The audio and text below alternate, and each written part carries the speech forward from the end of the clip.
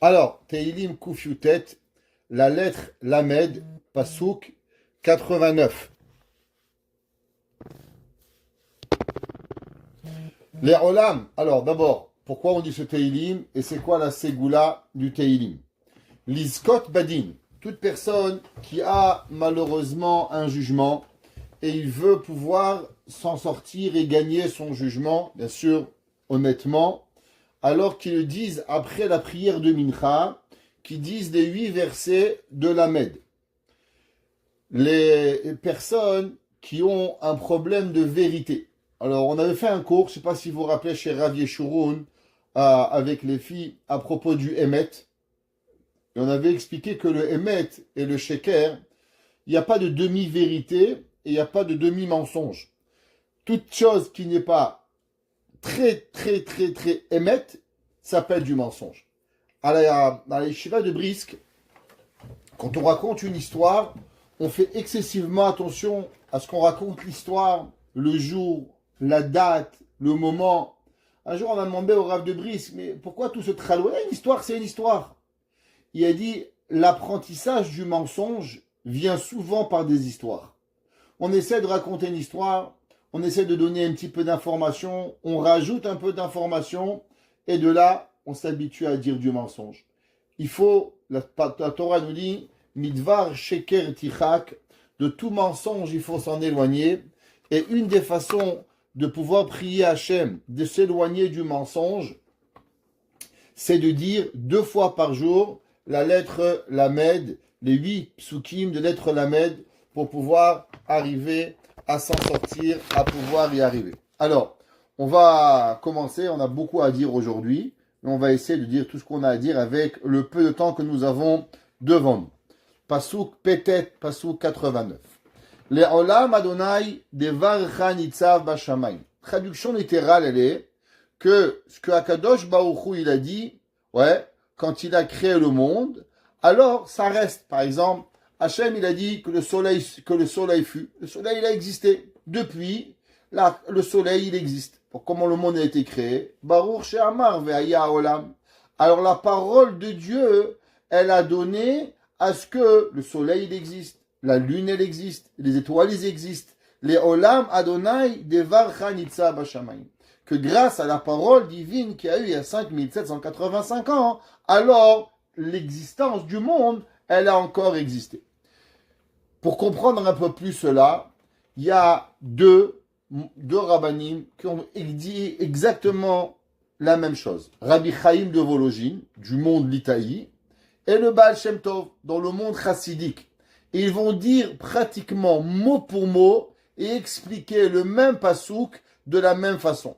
Ceux qui veulent voir le Rabbi Chaim de Vologine, c'est dans le Nefesh HaChaim, dans le Perek Aleph, dans la Hot Bet, et le Baal Shem Tov, il est dans le Baal Shem Tov à la Torah, et il explique la chose. Qu'est-ce que ça veut dire quand Akadosh Baruch Hu, il a dit Yehi Rakia, qui a une étendue?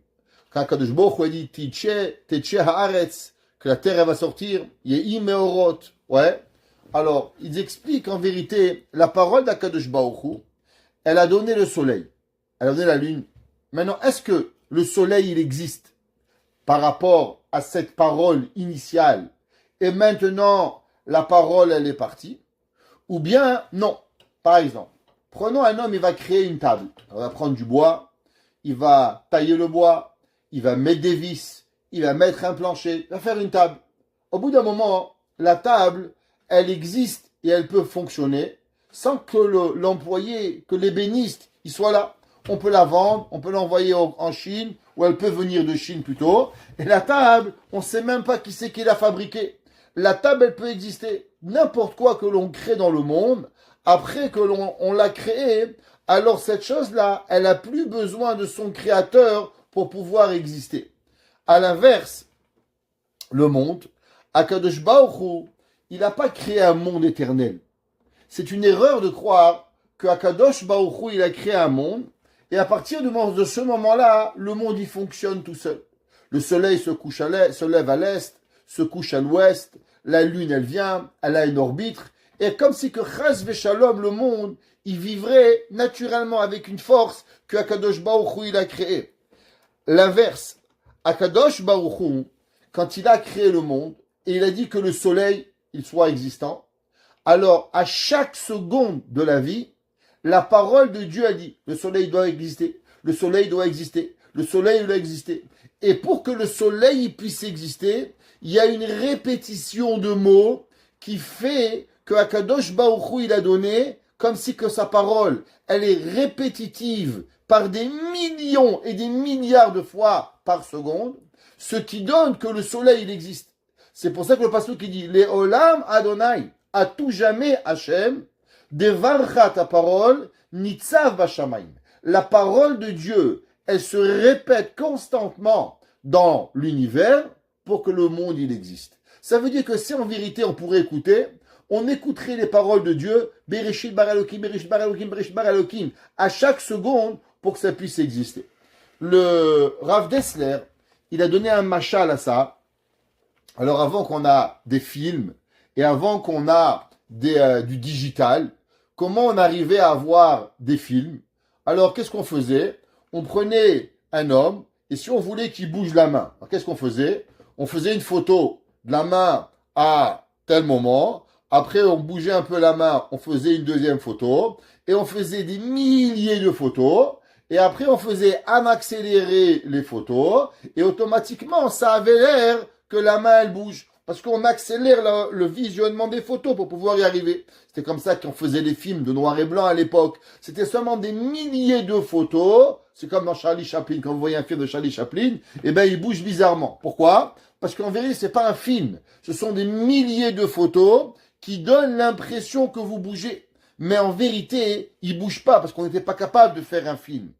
Pareil, chaque moment, il a un moment. Seulement, ce moment-là, il est en accéléré pour que ça arrive. Il a dit le Rav Dessler, pareil. En vérité, chaque seconde, chaque milliardième de seconde, le soleil, il est recréé. Seulement, c'est une recréation à chaque instant.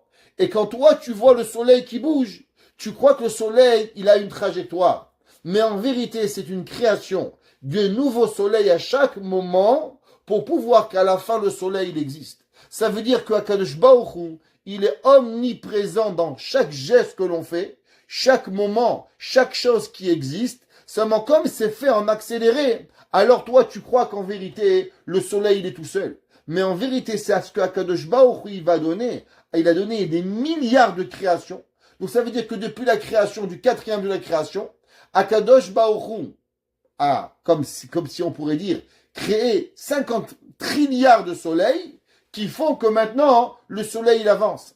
Mais en vérité, c'est un nouveau soleil qui arrive à chaque moment. Et c'est pour ça qu'on dit tous les jours que Akadosh Baruch Hu, il est Mechadesh Bechol Yom. Qu'est-ce que ça veut dire Mechadesh Bechol Yom Tamid? Akadosh Baruch Hu, il renouvelle à chaque moment. C'est pas le même soleil. Les goïms, ils disent le soleil, il va s'éteindre en 50 milliards d'années. Oui, le soleil d'hier. Mais le soleil d'aujourd'hui, il a encore 50 milliards d'années. Et le soleil de demain, il a encore 50 milliards d'années. Parce que c'est un nouveau soleil qui existe à chaque seconde dans la vie. Parce que les Olam Adonai, des Varchanitzav, Bashamayim, pour pouvoir y arriver. Pasuk Tzadik. Il dit le Pasuk, les Dor Vador, Emunatecha. À toutes les générations, Emunatecha, il y a ta croyance, Konanta Eretz Vetaamod. Et tu as fait créer, et tu as instauré la terre, Vataamod, et elle est restée. Le Ibn Ezra, il se pose la question, les Chaora, entre le Pasuk Petet et le Pasuk Lamed, ça parle plus ou moins de la même chose. Ça parle que Akadosh Baruch Hu, il a créé le ciel, donc ça veut dire tous les astres qui viennent dans le ciel.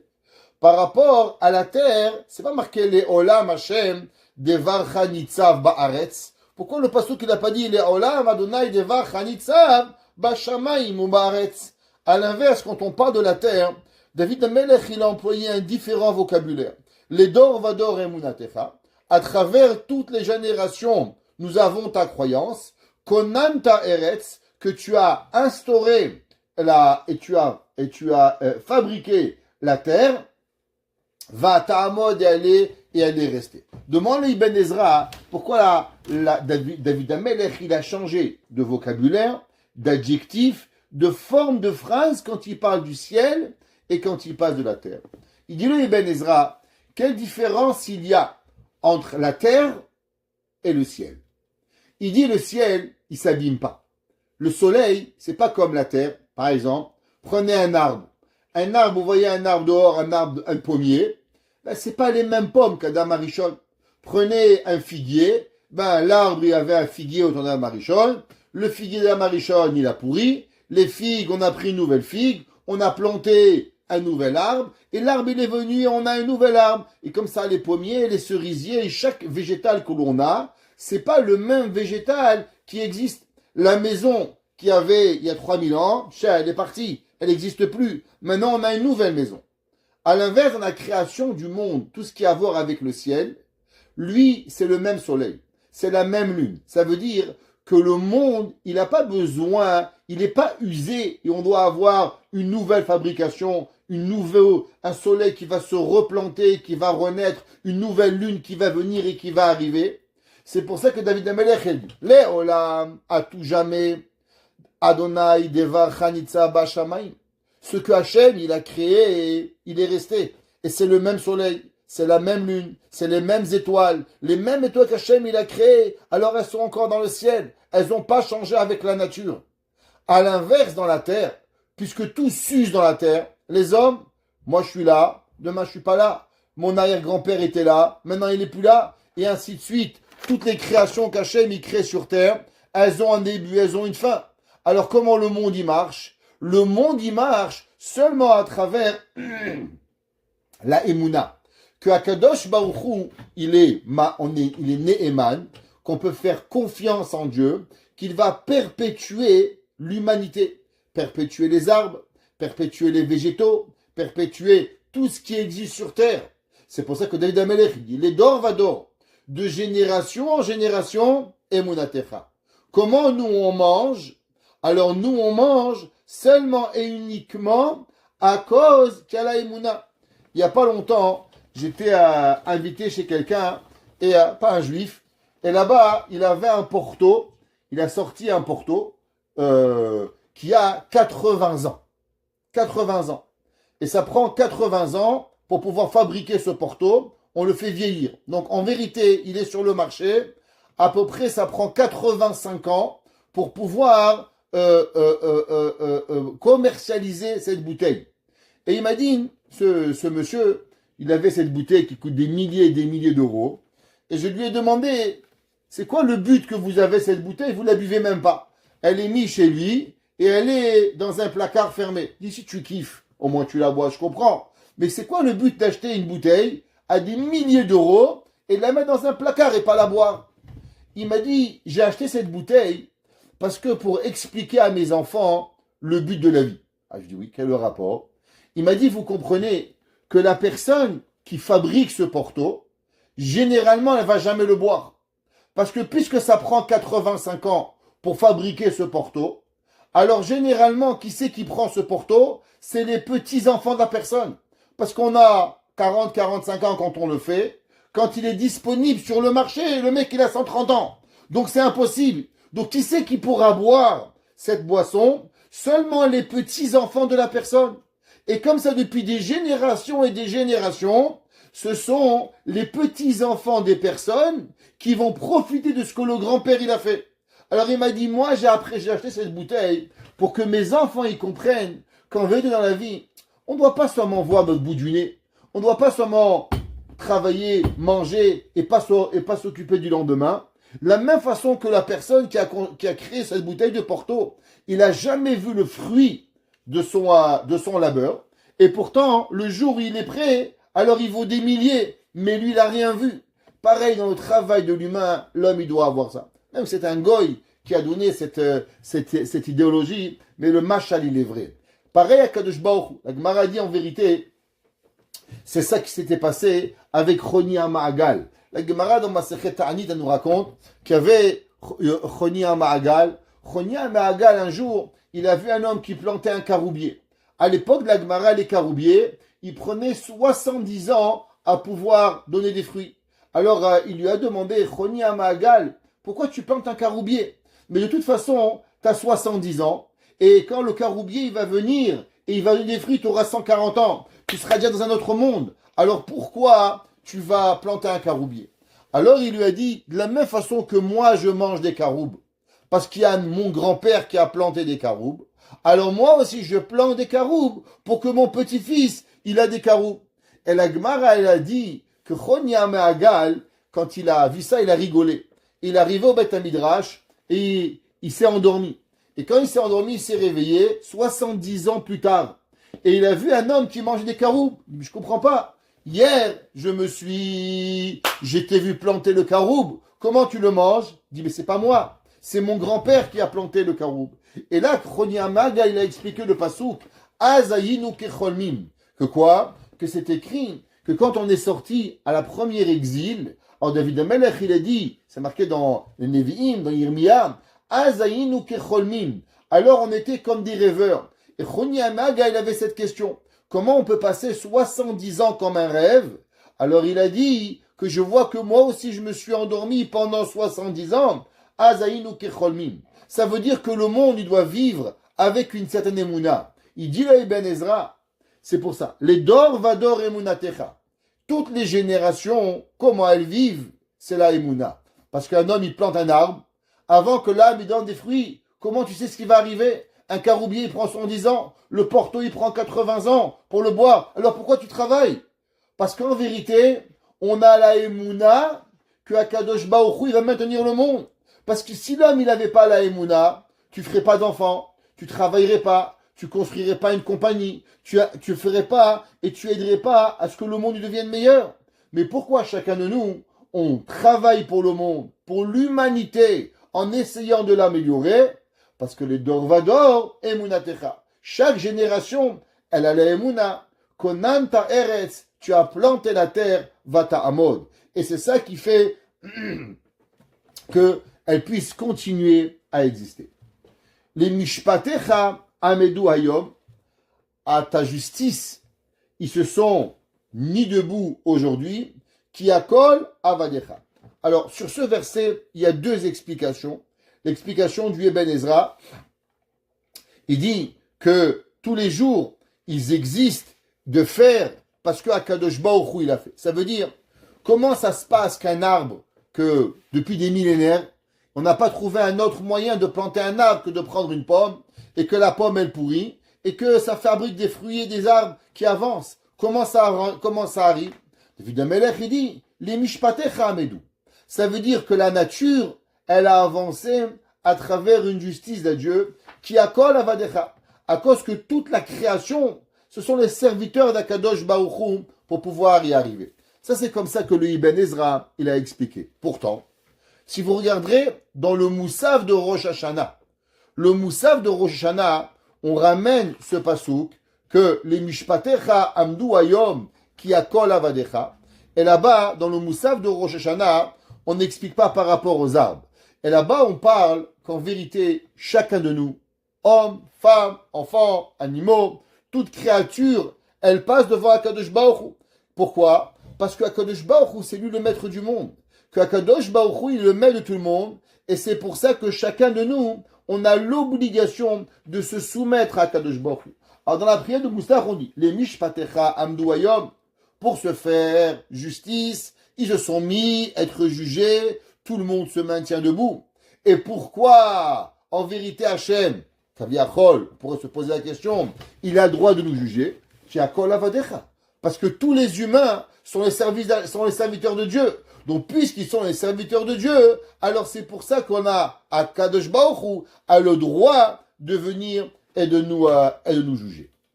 Le prochain pasouk, c'est un des pasouks les plus lus, chantés et dit dans beaucoup d'endroits. Pasouk très connu en Tehillim, Loulé Toratecha Sha'ashuai, Az Avadeti Be'oni. Traduction. Si ça n'a pas été pour ta Torah que j'ai joué, apprécié, et je me suis fait un plaisir avec, Az Avadeti Be'oni. Alors j'aurais été perdu dans mes souffrances. Qu'est-ce que ça veut dire?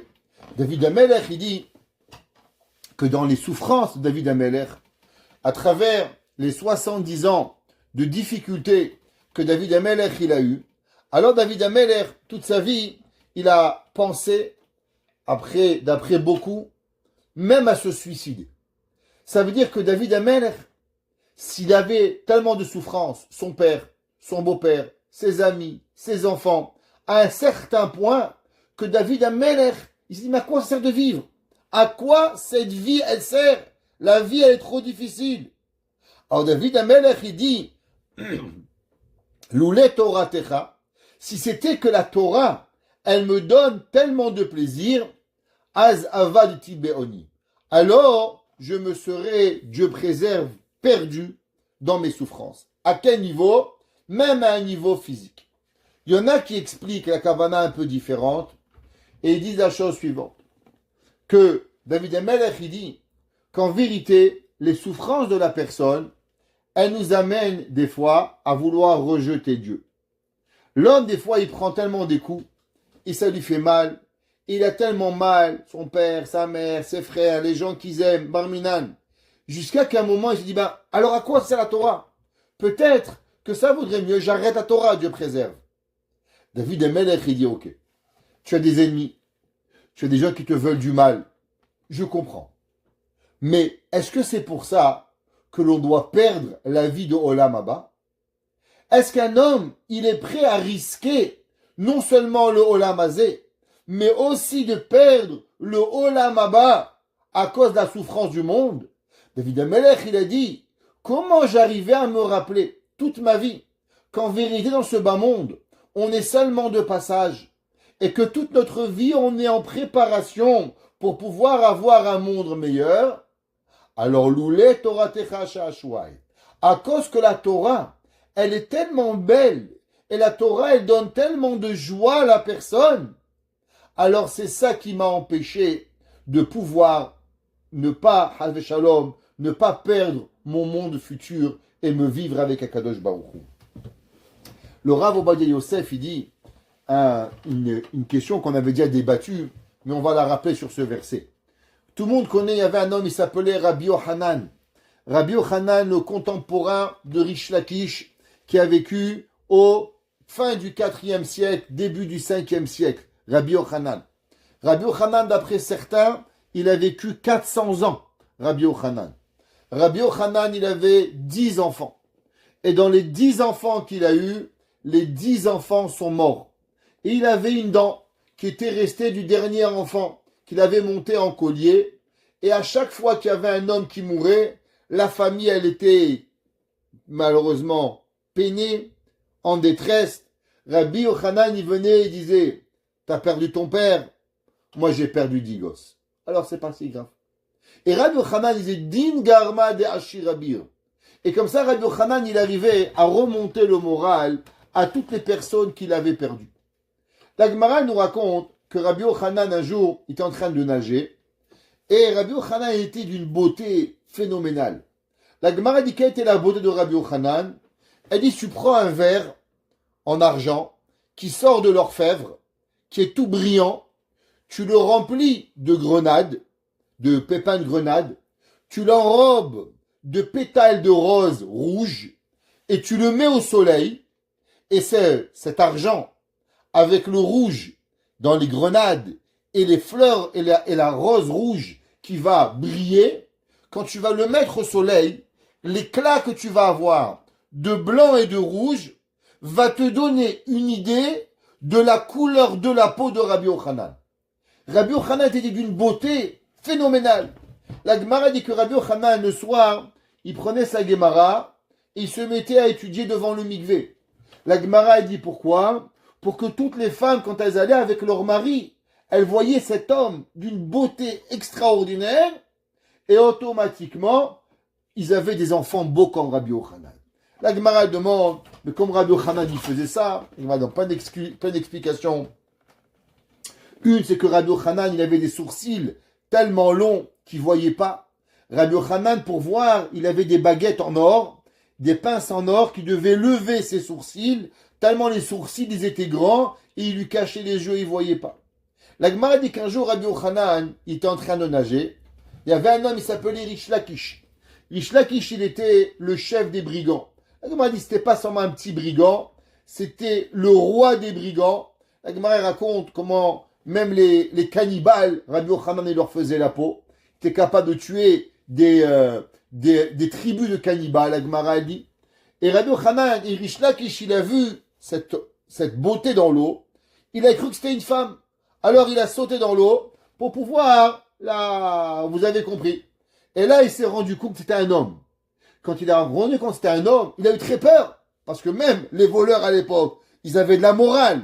Aujourd'hui, même les hamars, ils n'ont pas de morale. Alors les hommes, les femmes, tout un balagan aujourd'hui. Mais il y avait un moment que même le voleur, il avait de la morale. Un homme, c'est un homme, une femme, c'est une femme. Ça, on fait pas.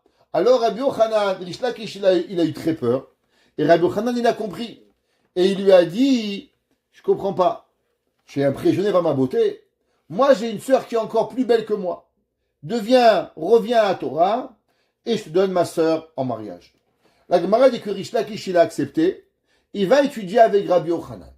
Il va devenir non seulement son élève, mais il va devenir son compagnon d'études. Rabbi Yochanan et Rish Lakish vont discuter dans le Talmud, tous les 2 pages. Abaye Verava, Rabbi Yochanan et Rish Lakish. Rabbi Yochanan va écrire le Talmud Yerushalmi. Le Talmud Yerushalmi est écrit au début du 5e siècle. Qui c'est qui va l'écrire? Rabbi Yochanan. C'est qui son compagnon d'études? Rish Lakish. Et là, un jour, Rabbi Yochanan, il discute d'un couteau. À savoir comment le couteau, est-ce qu'il est tahor, il est tamé, comment on fait ce couteau. Et il y a une discussion entre Rabbi Yochanan et Rish Lakish. Et là, Rabbi Yochanan dit une opinion, Rish Lakish dit une autre opinion, et Rabbi Yochanan dit un mot à Rish Lakish. Il dit, tu sais, tu as raison, parce que toi, tu t'y connais bien dans les couteaux. Style, toi, tu étais un ancien brigand, un ancien gangster, tu connais les armes. Rabbi Rish Lakish, il est un peu vexé, et il dit à Rabbi Yochanan, tu sais, moi, je suis pas seulement un roi des bandits, moi, je suis aussi un rabbin. Chachamim m'explique c'est quoi l'histoire, que Rabbi Yochanan, Rish Lakish, il lui a dit, maintenant, j'ai plus besoin de toi. Tu sais, jusqu'à présent, j'étais ton élève, mais maintenant, j'ai grandi. Moi, je suis devenu indépendant. Je suis plus dépendant de toi. Ces mots vont vexer Rabbi Yochanan au summum de sa vie. Rabbi Yochanan va avoir de la peine. Rish Lakish va tomber malade. La sœur de Rabbi Yochanan, qui était la femme de Rish Lakish, elle va voir Rabbi Yochanan et elle va lui supplier, pardonne à mon mari, pardonne-lui. Et Rabbi Yochanan, je peux rien faire. Et Rish Lakish, il meurt. Pourquoi? Parce qu'il a vexé son maître Rabbi Yochanan. Au moment où Rabbi Yochanan, il se retrouve tout seul, Rabbi Yochanan, il n'arrive plus à trouver un compagnon d'études. Et quand il n'arrive plus à trouver un compagnon d'études, alors Rabbi Yochanan, il tombe dans une dépression. À une tellement grande dépression qu'il va dire Chavruta ou Mituta. L'étude de la Torah ou la mort. Du fait que j'arrive plus à étudier, vaut mieux que je meure. Et Chachamim vont devoir prier pour que Rabbi Yochanan y meure. C'est le mec, il a passé 400 ans. Il a passé la destruction du temple. Il a passé des guerres. Tout c'est pas grave. Il va perdre 10 enfants. Dieu préserve. 10 enfants. Rabbi Yochanan, il arrive à maintenir son élève, sa chavruta, Rish Lakish, elle meurt. On doit prier pour qu'il meure. Rav Chaim Shmulevitz dit, je comprends pas. Généralement, la vie, elle forme. La jeunesse, on oublie. La vieillesse, l'homme, il se rappelle, il comprend. Comment c'est possible que Rabbi Yochanan, on a dû prier pour qu'il meure? Qu'est-ce qui lui arrive? Il dit Rav Chaim Shmulevitz, comment vous comprenez qu'un homme, il perd 10 enfants et il arrive, Béhémet, à survivre? C'était pas des humains, c'était des monstres, c'était des gens qui n'avaient pas de sentiments. Chas v'shalom. Rabbi Yochanan, il avait autant de sentiments que tout le monde. Rabbi Yochanan était un homme qui avait tout dans son cœur, les sentiments d'un papa normal.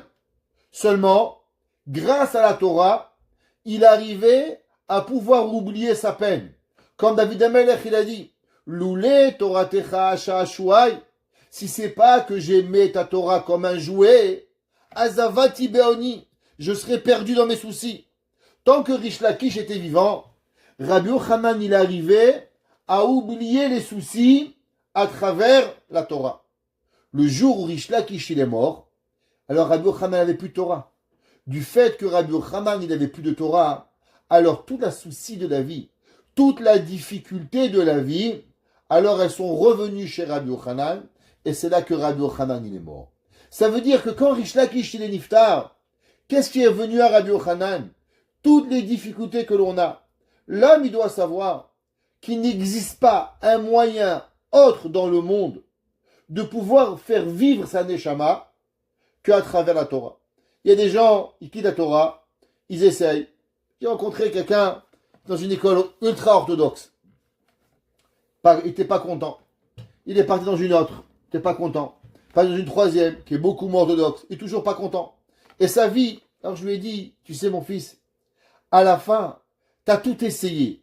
Mais si tu ne reviens pas aux bases, à la Torah, c'est ça qui amène à Simcha à la personne. Alors tu peux rien arriver. Loulé Toratecha sha'ashuai, azavati beoni.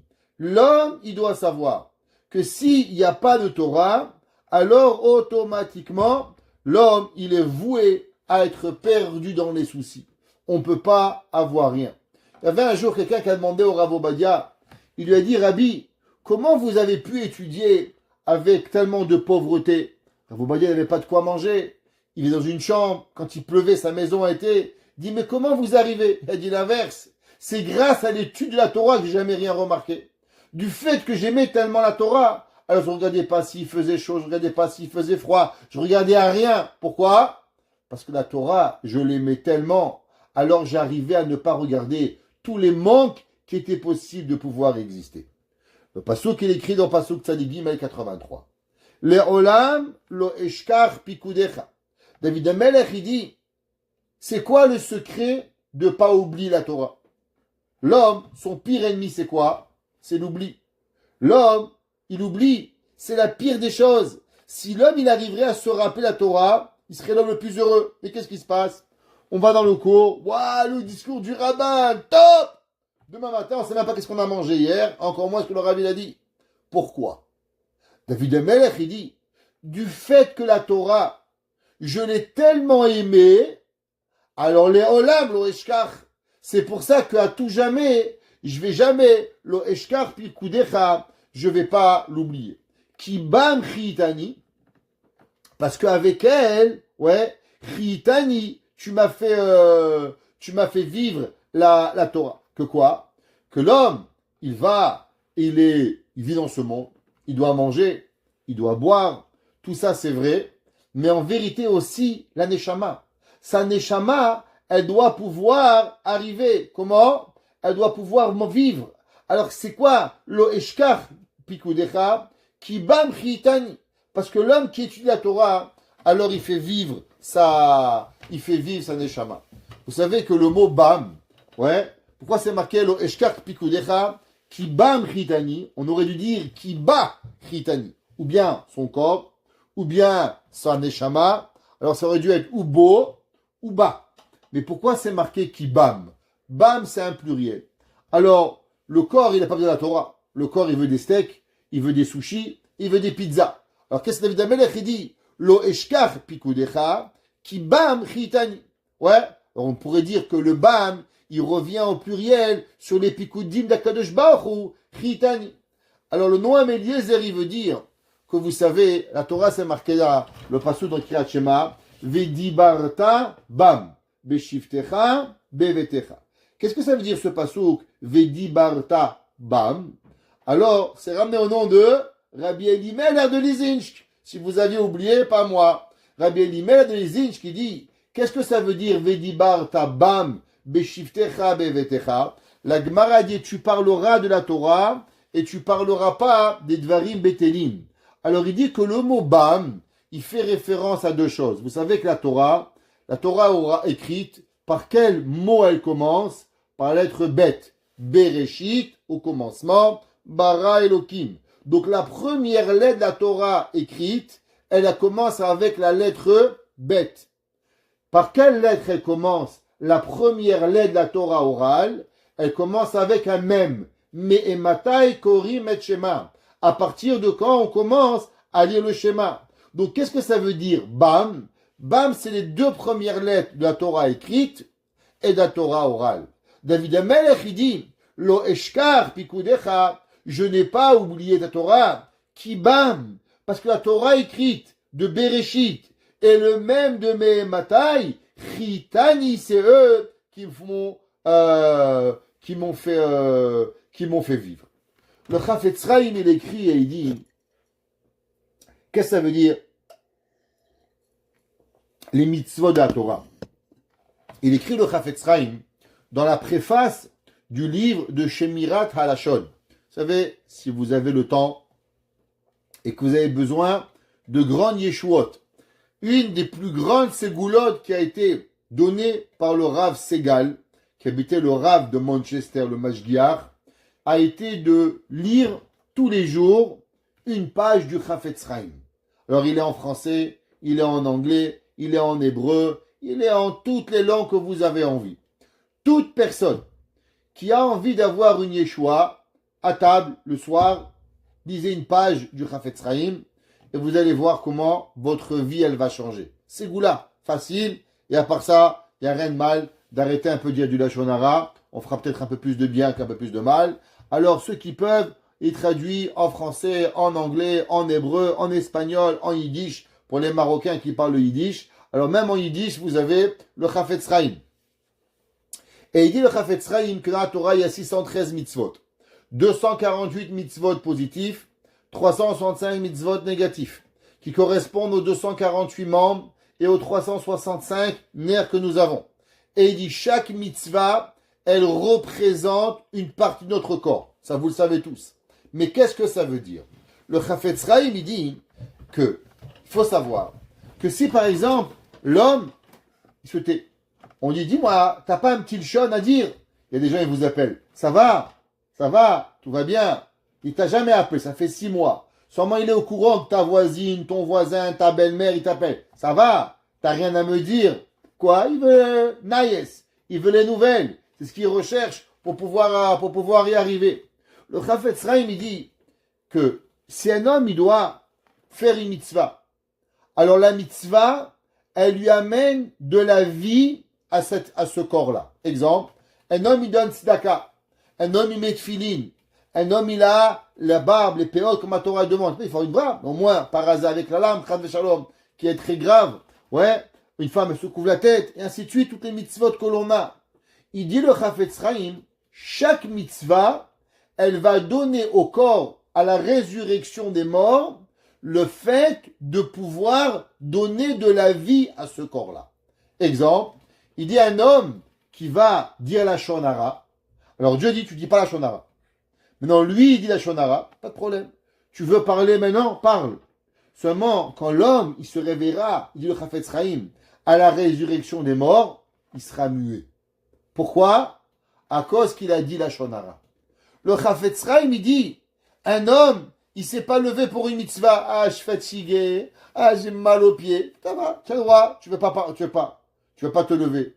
Ton père, il rentre dans une chambre. Halakha, c'est faire un Haredim, il dit, son père, il lève, faut se lever. Et pas un petit geste comme ça. Faut se lever entièrement. Halakha, on doit se lever pour son père, pour sa mère, pour son rav. Il dit, c'est faire un Haredim. Ça, c'est les mitzvot que l'homme, il fait avec les pieds. Aller à la synagogue, se lever devant son papa, se lever devant sa maman. Ça, c'est mitzvot qui boudent. Prendre tes mains et les faire. L'homme qui fait pas ses mitzvot avec les parties de son corps, alors malheureusement il ne donne pas de la vie à son corps après la résurrection. C'est pour ça qu'il dit le Chafetz Chaim comme ça. Lo eshkar pikudecha, j'ai pas oublié toutes tes lois. Les lois des yeux, les lois des oreilles, les lois de la bouche, les lois des doigts, les doigts de la main, les doigts du bras, les doigts du pied. Chaque morceau qu'il y a, alors automatiquement il va avancer. Et grâce à ces mitzvot, qui bam, parce qu'à travers les mitzvot, chiyitani, tu m'as fait vivre. Qu'est-ce que ça veut dire tu m'as fait vivre? Il dit le Chafetz Chaim que la vie, la mitzvah, c'est elle qui va donner la vie à Chaye, à Olama de Baba, tu peux pouvoir y arriver. Juste une petite anecdote. Il faut savoir que c'est pas toujours en corrélation exactement et comprendre chaque partie du corps. un jour, il y a un homme comme moi qui est très mal à l'épaule. Ouais, on va pas, moi je suis parti voir docteur Azoulay. Bon, mais à l'époque, on n'allait pas voir docteur Azoulay, on allait voir le Harizal. Alors il est allé voir le Harizal et il lui a dit, Rabbi, j'ai mal à l'épaule. Nous, on lui aurait dit, va voir un chiropracteur, va voir un kinésiologue. C'est ça que nous on dit. À l'époque, ils allaient voir un rabbin.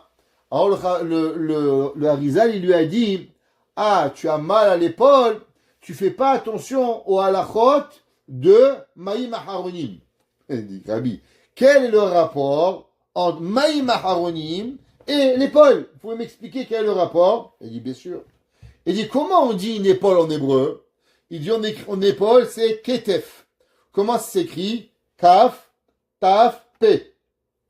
Il dit, ok. Il y en a un Shulchan Aruch qui dit, techef lenetila beracha. Dès qu'on fait Maïm Acharonim, il faut plus parler. On doit faire la bracha tout de suite. A dit le Harizal, techef, c'est les mêmes lettres que ketef, épaule. Celui qui parle après d'avoir fait Maïm Acharonim, alors malheureusement, il va avoir mal à l'épaule. Ou tu fais le techef, ou bien tu as le ketef. Regardez comment le Harizal, une halakha, il a su trouver comment guérir la tendinite de l'épaule.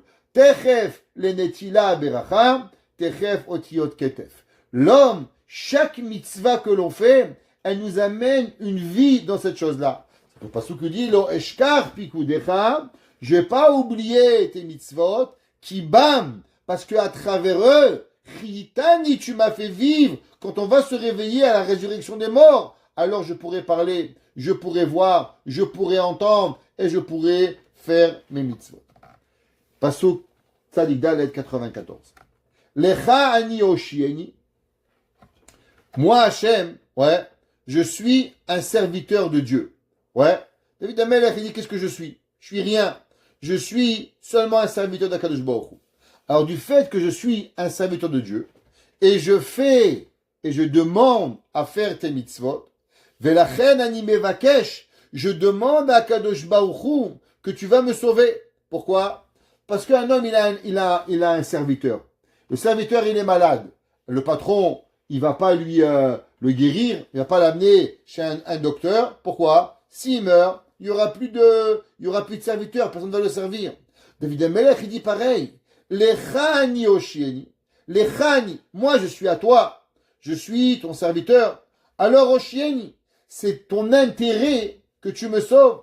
Ki pikudecha darashti. Parce que moi, j'ai cherché à avoir ce que Akadosh Baruch Hu, il a fait et il donne à la personne de pouvoir vivre. Il y a le Noam Eliezer, il explique ce Mahamar d'une façon extraordinaire. Et il dit la chose suivante. C'est marqué dans Micha. Micha est un des Nevi'im. Dans Micha Zayin, c'est écrit comme ça. Ki me tzetecha me eretz Mitzrayim erenu niflaot. Qu'est-ce que ça veut dire? La même façon qu'on est sorti d'Égypte, alors nous aussi on demande à Kadosh Baruch Hu erenu niflaot. Fais-moi voir des grandes choses. L'explication simple de ce pasuk, vous savez, on est bientôt à Pessah, et il y a une grande machloket dans la Gemara entre Rabbi Eliezer ben Azaria et Chachamim. À savoir, est-ce que, quand Mashiach va venir, est-ce qu'on va continuer à réciter et à avoir la mitzvah de Zecher Yetziat Mitzrayim ou pas? Pourquoi? Parce que les miracles qui vont venir quand Mashiach va venir vont être tellement grands que l'ouverture de la mer Rouge, ça va être rien du tout. L'ouverture de la mer Rouge, mais de quoi tu parles? C'est une 2 chevaux. Moi, je te parle d'une Ferrari. Moi, je te parle d'un avion. Tu me parles de l'ouverture de la mer Rouge. Alors, la Gemara dit que d'après certains, d'après Chachamim, on va même pas se rappeler de Yetziat Mitzrayim. On se rappellera de quoi? De les miracles qu'il y a eu dans Bizman HaMashiach. Et c'est pour ça qu'on dit Kimet Zetecham Eretz Mitzrayim, que de la même façon que en sortant d'Égypte, tu as fait de grandes choses, nous aussi, Arenu Niflaot, fais-nous voir des choses extraordinaires. Chachamim, ils expliquent ce verset, et Noam Eliezer de Munkach, il explique différemment. Vous savez qu'il y avait une grande question qui était au moment où on est parti sortir, Hachem il a demandé à Moshe Rabbeinu de sortir les béné Israël d'Égypte. Alors Hachem il a dit à Moshe que tu vas sortir les béné Israël. Alors il lui dit Vechi otzi et béné Israël mi Mitzrayim. Qu'est-ce que ça veut dire? Rachid explique que Hachem il a dit mais Moshe il a dit mais comment on peut faire? Comment on peut sortir les béné Israël d'Égypte? Les béné Israël devaient être des tzadikim, béné Avraham, Yitzhak et Yaakov, mais aujourd'hui, ils sont des idolâtres. Et puisqu'ils sont des idolâtres, alors automatiquement, on pourrait se poser la question, est-ce qu'ils méritent vraiment la Yetziat Mitzrayim? Alors Rashi dit que Kadosh Baruch Hu dit oui, Asher beotzetir beotziacha et Aham Mitzrayim te'anut Elokim ala harazeh. Hachem il répond à Moshe, tu as raison Moshe. Si je m'arrêterai maintenant, il n'y a pas de raison de sortir les béné Israël. Seulement, moi je sais que les béné Israël, en vérité, ils ont envie de faire des mitzvot. Et puisqu'ils ont envie de faire des mitzvot, au moment où ils vont avoir la volonté de servir Hachem, je peux les sortir parce que je sais que demain, grâce à la volonté qu'ils vont faire des mitzvot demain, alors je les libère. C'est-à-dire que Kadosh Baruch Hu, il ne nous juge pas dans le bien par rapport à aujourd'hui. Parce que si on est jugé par rapport à aujourd'hui, des fois on ne mérite rien du tout. Par exemple, à l'inverse, dans la punition, Dieu ne regarde pas à demain. Dieu il regarde par rapport à aujourd'hui. Maintenant tu es bien, tu es bien. Demain tu vas être mal, on ne te juge pas. Et Ishmaël, il dit Ba'asher Usham. Maintenant dans le bien, Hachem il ne nous juge pas par rapport à maintenant.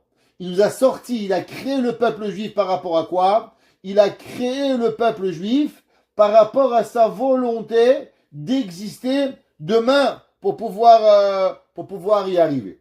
Alors le pasuk qui dit comme ça, qui met cette rame Eretz Mitzrayim, de la même façon que dans la sortie d'Égypte, tu n'as pas regardé si on était bien maintenant ou pas. Pourquoi? Parce que tu as imaginé qu'on allait prendre la Torah, et grâce à ce que tu savais que demain on allait prendre la Torah, alors on était mieux que les Égyptiens, alors tu as sauvé. Pareil, Er'enu Niflaot. Aujourd'hui aussi, fais-nous voir ta Torah. Il dit le Noam Eliezer, regardez ce que le pasuk dit. Lecha Hashem Oshieni. S'il te plaît, Akadosh Baruch Hu, sauve-moi. Sauve-moi quoi? Sauve-moi le peuple juif. Qui pikudecha darashti. Qu'est-ce que ça veut dire pikudecha darashti? Ça veut dire que on dit à Kadosh Baruch Hu, regarde Dieu. C'est vrai que peut-être maintenant, je suis pas au top. C'est vrai que maintenant, je suis pas dans mon meilleur endroit. Mais en vérité, ma volonté, elle est quoi? Ma volonté d'être meilleur. J'ai envie de devenir une meilleure personne. Alors par le fait que j'ai une volonté de devenir une meilleure personne, alors darashti Hashem lechani oshieni. Toi, Kadosh Baruch Hu, de nous sauver. Ça veut dire que souvent dans la vie, vous savez, on se pose des questions. Ah, on ne peut pas tout faire. Est-ce que ça sert qu'on fasse quelque chose? Ah là, on ne peut pas tout arriver. Rabbi Nachman de Breslev dit qu'en vérité, vous savez comment on devient une bonne personne? Bien sûr, c'est en faisant. Mais des fois, même faire, on n'arrive pas. Rabbi Nachman il dit que l'homme, il doit avoir des envies. L'homme, il doit vouloir être shomer Shabbat, vouloir être shomer Kashrut, vouloir être shomer Tarat HaMishpacha, vouloir être shomer, ne pas dire du Lashon Hara. Allez, ça y est, c'est pas grave, j'en ai trop dit dans ma vie, je peux plus rien faire. Chas v'shalom. Rabbi Nachman il dit, il faut avoir des envies à devenir de bonnes personnes. Et là, tout le monde dit, mais à quoi sert une envie? Il dit le Noam Eliezer, il ne ramène pas Rabbi Nachman, d'après ce qu'il dit.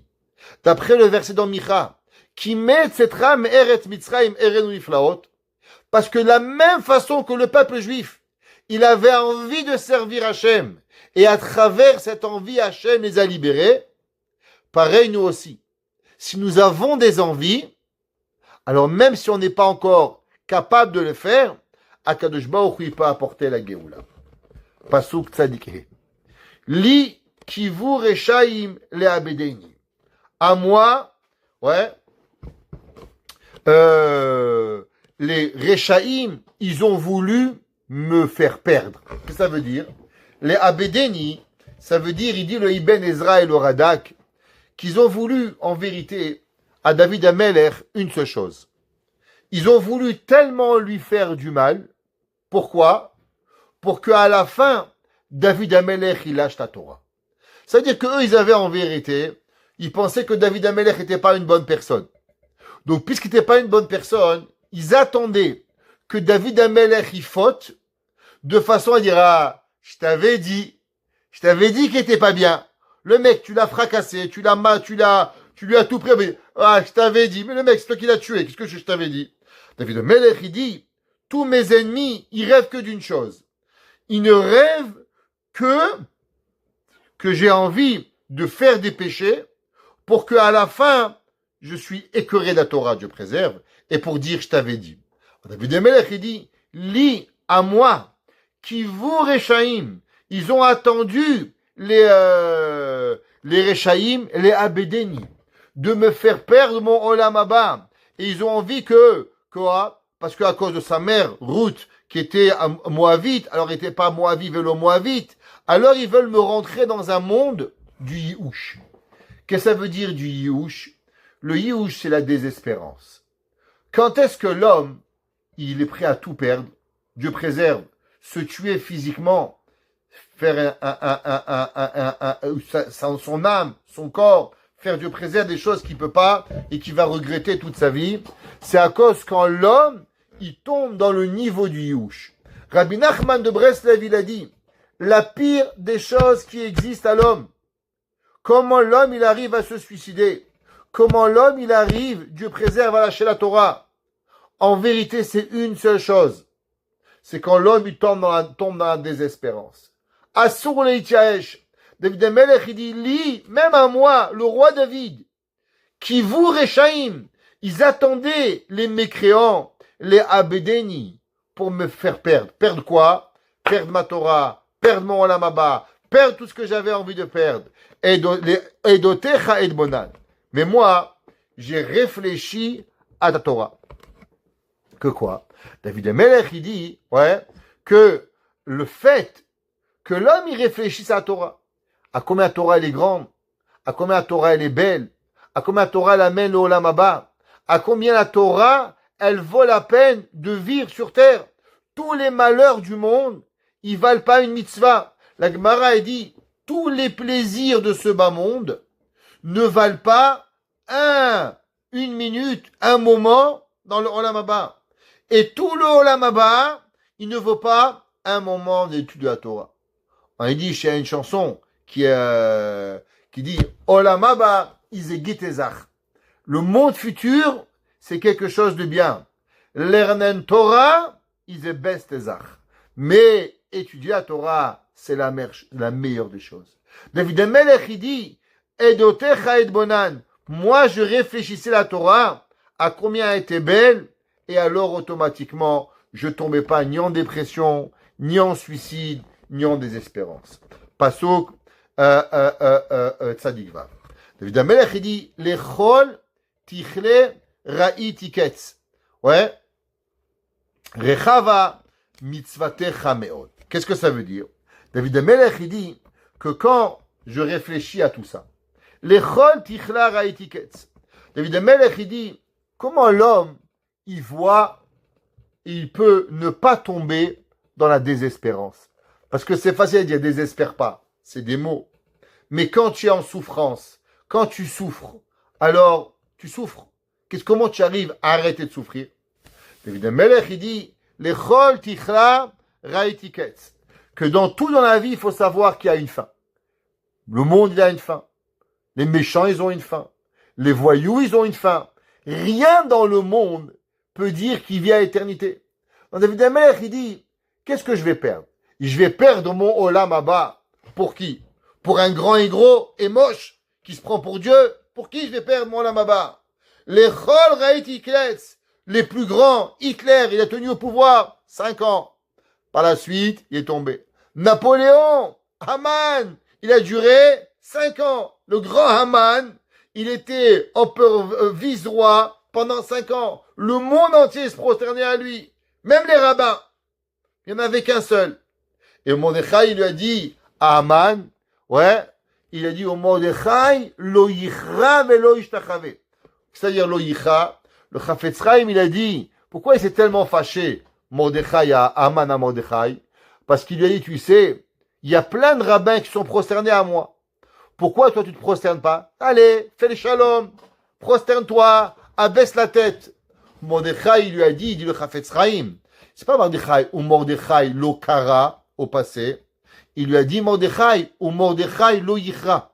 Sache que moi je me prosterne pas, mais même demain il y aura un autre Mordechai. Parce que la vérité elle va toujours l'emporter. Ou Mordechai lo yichra. Même demain il y aura un autre Mordechai et un autre sadique. Et toujours la vérité elle va avancer. Ou Mordechai lo yichra ve lo ishtachave. L'homme il doit savoir où il va. Il dit le David Ameller. Quand l'homme, il doit savoir que les plus grands méchants du monde et les plus grandes souffrances, elles finissent tous par avoir une fin. Les chol, tichla, ra'itiketz, rechava, mitzvatecha meod. Que les mitzvot, elles vont venir et elles vont arriver et elles vont avoir une fin. Alors le Radak, il explique et il dit, je comprends pas. C'est marqué dans le pasuk, lechol ra'itiketz, rechava mitzvatecha meod. Tes mitzvot, elles sont larges. Il demande le Radak, c'est pas vrai. Les mitzvot, elles ont un début et elles ont une fin. Que quoi? Les mitzvot, elles ont combien de mitzvot? Il y a 613 mitzvot. Donc du fait que les mitzvot, elles ont une fin, alors pourquoi c'est marqué que David Amelech, il dit rechava mitzvatecha meod? Il dit le Radak, parce qu'on ne parle pas de la mitzvah. On parle de l'approfondissement de la mitzvah. L'accomplissement de la mitzvah. C'est vrai qu'une mitzvah, elle peut être faire. C'est quoi du vol? Pas voler? Il n'y a pas voler. Il n'y a pas déranger quelqu'un. Il n'y a pas dire un mot de plus. Gnevadat. Et on peut approfondir et approfondir et approfondir. Qu'est-ce que ça veut dire, bichla, le concept de vol? Pourquoi pas voler? Qu'est-ce que ça veut dire? Quelle différence entre un gazlan et un ganav? La Gemara dit qu'il y a deux choses. Un homme qui vole devant, un homme qui vole caché. Quand est-ce qu'il paye 2? Quand est-ce qu'il paye 4? Quand est-ce qu'il paye 5? Arba vechamisha, chayav de gzela, pacha de gzela, yiouch, pas yiouch. Les mitzvot de la Torah, elles sont énormes pour pouvoir y arriver. À la yeshiva de Rav Baruch Ber, il y avait un Rav là-bas qui va devenir par la suite le Rosh Yeshiva de la yeshiva de New York, de Torah Vadat. Mon fils, il a appris là-bas. Il s'appelait Rav Shlomo Hayman. Ouais, pas Rav Hayman d'Épinay, Rav Shlomo Hayman. C'était le grand. Et on raconte quand lui, il était en train d'étudier, Rav Shlomo Hayman. Alors, c'est comme s'il creusait. Et quand il creusait, alors c'est comme s'il avait trouvé une source d'eau. Et après, il étudiait. Alors encore, c'est comme s'il avait bu toute l'eau. Et il creusait. Et il avait une compréhension de la Torah extraordinaire. Et quand il a quitté la yeshiva de Rav Baruch Ber, il avait dit, maintenant, je pense qu'il n'y a qu'un seul élève qui va me comprendre. C'était le père de Rav Edelstein, le père de Rav Gershon et de Rav Yaakov Edelstein. Ça veut dire que même Rav Baruch Ber, il comprenait que la Torah, elle est extraordinaire pour pouvoir y arriver.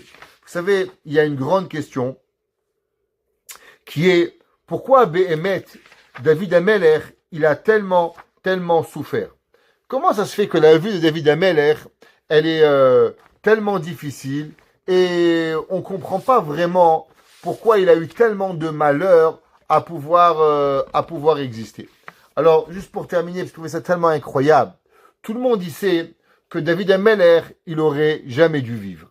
La Neshama de David Amelech, elle aurait dû naître une seconde et mourir. Et Adam Arishon, il a donné à David Amelech ces 70 ans de vie. Alors il dit le Harizal, en vérité à qui elle appartenait l'âme de David Amelech? Qui c'est qui avait volé l'âme de David? C'était le Yetzer Hara. Le Satan, le Malach HaMavet, il avait volé l'âme de David. Et maintenant quand Adam Arishon, il lui a repris pendant 70 ans, alors le Yetzer Hara, il faisait tout ce qui était à son possible pour récupérer David Amelech. Pour ce que David Amelech, il souffrait. David Amelech, il aurait pu tomber en dépression. David Amelech, il aurait pu, Barminan, faire des choses terribles. Et David Amelech, il nous dit même que ce que ces gens et ce que l'humanité voulait, c'est que David Amelech faute et que David Amelech, il soit appelé à Racha. David Amelech, il dit, Li kivu rechaim le abedeni. À moi, ils attendaient les mécréants. Qu'est-ce que ça veut dire? Ça veut dire que quelque part, ils attendaient que David Amelech, il devienne Racha. Tout ça pourquoi? Parce qu'en vérité, les forces du mal que le Yetzer Hara il avait sur David étaient terribles. Et David Amelech, il devait se battre pour s'extraire de ce monde-là et arriver à un monde extraordinaire. Et David Amelech, il dit qu'en vérité, on peut s'en sortir avec deux façons. La première façon, c'est quand l'homme, il se rappelle des mitzvot. Quand l'homme, il apprend à enjoy, à avoir du plaisir du Shabbat, du plaisir d'étudier la Torah. Il n'y a pas un plus grand plaisir. L'homme, il doit, voilà, on étudie. Combien t'étudies? L'approfondissement de la Torah, elle doit être extraordinaire. Et l'homme, il doit, David Amelech, il dit, jamais tomber dans la désespérance. Quand l'homme, il désespère, alors Barminan, il est terminé. Il appartient à Yetzer Hara. Et comment on s'en rappelle? David Amelech, il dit, Lecha tikle raiti ketz. Quand tu vois qu'à la fin, tout a une fin. Erechava mitzvatecha meod. Les mitzvot. L'homme, il doit prendre une mitzvah. Souvent, l'homme, il fait des erreurs et ça arrive. On dort avec ce qu'il ne faut pas dormir. On mange ce qu'on ne doit pas manger. On voit ce qu'on ne doit pas voir. On entend ce qu'on ne doit pas entendre. Il y a 613 mitzvot. Il y a 613 Yetzer Hara. Il y a 5000 halachot dans le Shulchan Aruch. Il y a 5000 Yetzer Hara. L'homme, il doit savoir que tout est possible de réparer. Comment?